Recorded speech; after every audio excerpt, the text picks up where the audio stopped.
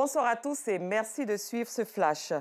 Un transformateur a pris feu ce jeudi à la base de la compagnie ivoirienne d'électricité CIE à Yopougon, à l'ouest d'Abidjan, occasionnant une perturbation de la fourniture d'électricité dans plusieurs communes de la capitale économique ivoirienne et même à l'intérieur du pays.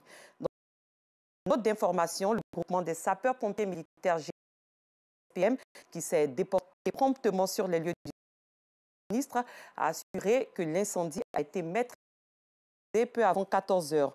De son côté, la CIE a assuré que la situation est sous contrôle et la reprise de la fourniture de l'électricité est en cours. Nous y reviendrons. L'escargot ou gastéropode à coquille est un mollusque qui, lorsqu'il devient un mets, est bien prisé par les populations.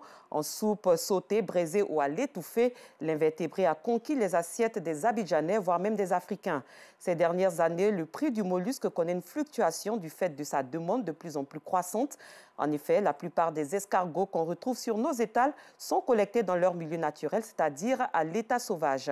Avec l'utilisation des pesticides et les feux de brousse, l'animal se fait de plus en plus rare. Pour résoudre cette problématique, un homme a flairé le coup. Il s'est engagé depuis une vingtaine d'années dans l'élevage d'escargots. Sangifolo Koulibaly a mis en place son entreprise qu'il a baptisée Monsieur Escargot. Nous allons le découvrir dans notre prochaine édition. Ce sera lors de notre portrait du jour.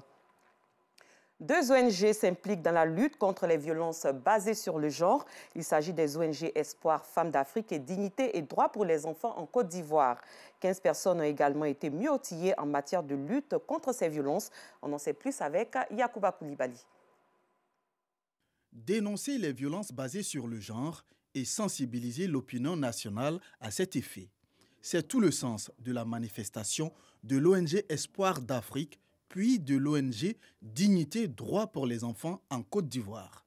Victime de violences sexuelles il y a quelques années, Opportune a décidé de briser le silence en créant une ONG qu'elle a baptisée ONG Espoir Femmes d'Afrique. Elle saisit l'opportunité pour livrer ses perspectives. Il faut vraiment sensibiliser la population, éduquer les hommes. C'est pour cela qu'on envisage aller dans les lycées, parce que les hommes de demain, c'est la jeunesse d'aujourd'hui. Le siège de l'ONG est à Lyon, représenté désormais en Côte d'Ivoire, à Divo. Afoué est l'une des responsables de l'ONG Dignité et Droits pour les enfants en Côte d'Ivoire.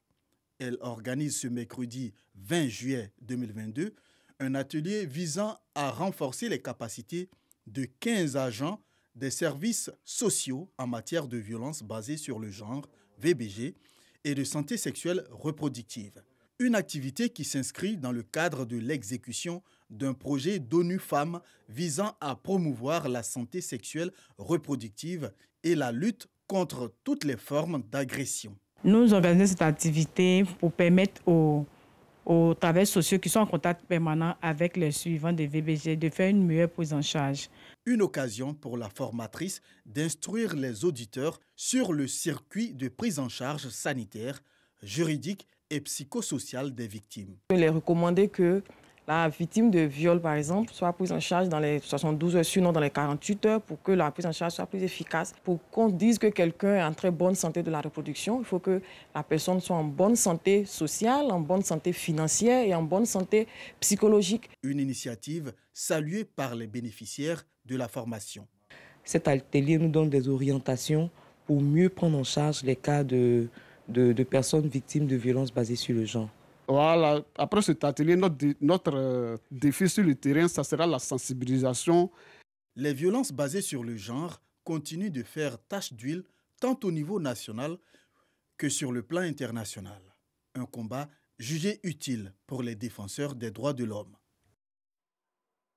C'était le récit de Clément Bocco. Quel mécanisme juridique pour sécuriser les utilisateurs de la tokenisation?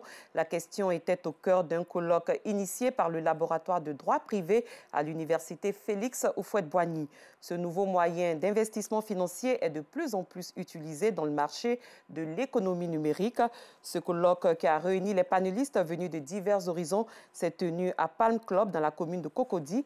Nous en reparlerons dans notre prochaine édition.